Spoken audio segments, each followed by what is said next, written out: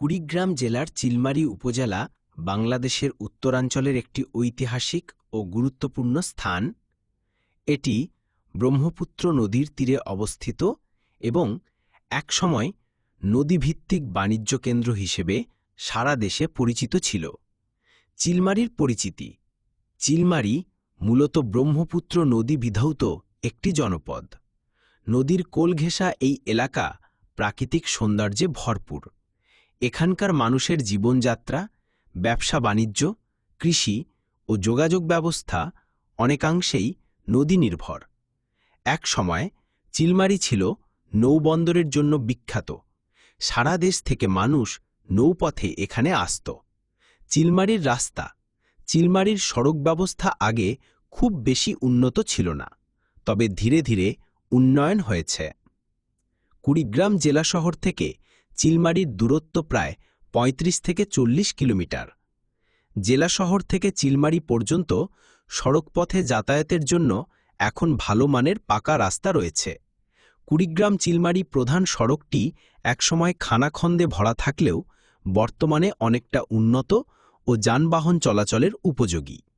চিলমারী বাজার এলাকায় ঢুকতে গেলে দেখা যায় স্থানীয় ছোট ছোট সড়ক, যেগুলোতে অটোরিকশা, ভ্যান ও মোটরসাইকেল সহজেই চলাচল করে।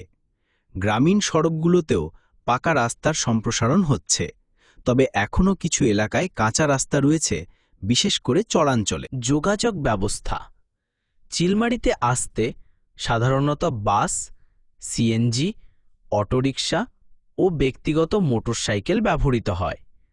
কুড়িগ্রাম থেকে সরাসরি লোকাল বাস ও মাহেন্দ্র চলে।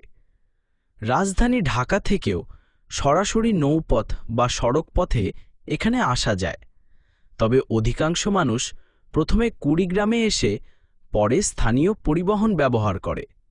নদীপথ এখনও চিলমারীর মানুষের কাছে জনপ্রিয়। ব্রহ্মপুত্র নদ পেরিয়ে লঞ্চ, ইঞ্জিন চালিত নৌকা দিয়ে মানুষ বিভিন্ন চর ও পার্শ্ববর্তী এলাকায় যায়। এলাকা ও জনজীবন: চিলমারী মূলত কৃষিভিত্তিক অঞ্চল। এখানকার বেশিরভাগ মানুষ কৃষক, জেলে ও ব্যবসায়ী।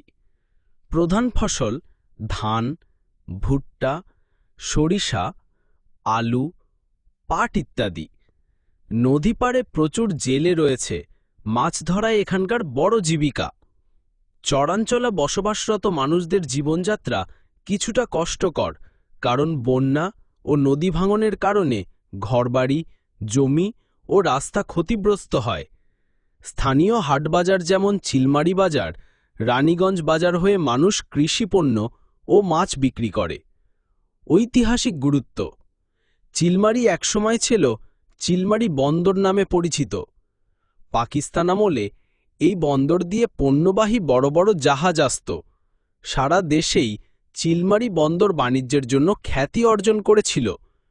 যদিও এখন সেই বন্দর কার্যক্রম নেই, কিন্তু চিলমারীর নাম ইতিহাসে অমর হয়ে আছে।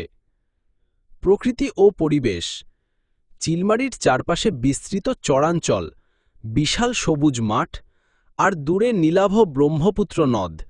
সব মিলিয়ে এখানকার প্রকৃতি অত্যন্ত মনোমুগ্ধকর। শীতকালে এখানে অসংখ্য অতিথি পাখি আসে, যা দর্শনার্থীদের মন কাড়ে। বর্ষাকালে নদী ভরাট হয়ে যায়, চরগুলো পানির নিচে চলে যায়, আবার শীতে চর উঠে আসে আর কৃষকেরা সেখানে চাষাবাদ শুরু করে।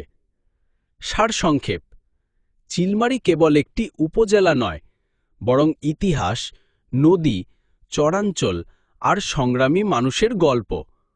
উন্নত সড়ক, নৌপথ এবং কৃষি ও মাছের সমৃদ্ধির কারণে এটি কুড়িগ্রামের একটি গুরুত্বপূর্ণ এলাকা। যদিও বন্যা ও নদী ভাঙন চিলমারীর মানুষের জন্য বড় সমস্যা, তবুও এখানকার মানুষ দৃঢ় মনোবল নিয়ে জীবনযাপন করছে। চিলমারীর বাজার এলাকায় ঢুকতেই চোখে পড়ে ছোট ছোট সড়ক, যেখানে দিনভর ব্যস্ততা।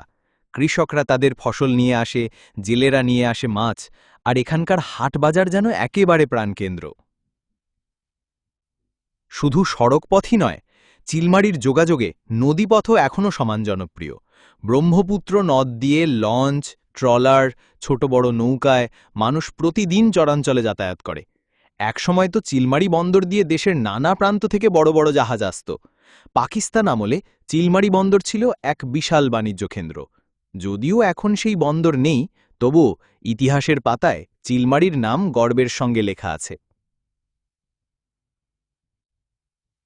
চিলমারির মানুষ মূলত কৃষক, জেলে আর ক্ষুদ্র ব্যবসায়ী। এখানে ধান, ভুট্টা, সরিষা, আলু, পাট সব ধরনের ফসল হয়। নদীর চরাঞ্চল শীতে ফসল ভর্তি হয়ে যায়, আবার বর্ষায় সেই চর ডুবে যায় পানিতে। আর নদী ভাঙনের কারণে অনেক পরিবারকেই বারবার ঘরবাড়ি বদলাতে হয়। চিলমারির প্রকৃতি মনোমুগ্ধকর। চারপাশে সবুজ মাঠ, বিস্তৃত চর আর নীলাভ ব্রহ্মপুত্র নদ। শীতে এখানে অতিথি পাখির আগমন ঘটে, যা ভ্রমণ পিপাসুদের কাছে বাড়তি আনন্দের বিষয়। যদিও বন্যা আর নদী ভাঙন চিলমারির মানুষের জন্য বড় সমস্যা, তবুও এখানকার মানুষ অবিশ্বাস্য রকমের পরিশ্রমী আর সংগ্রামী। তারা কৃষিকাজ, মাছ ধরা আর ছোটখাটো ব্যবসার মাধ্যমে জীবিকা নির্বাহ করছে।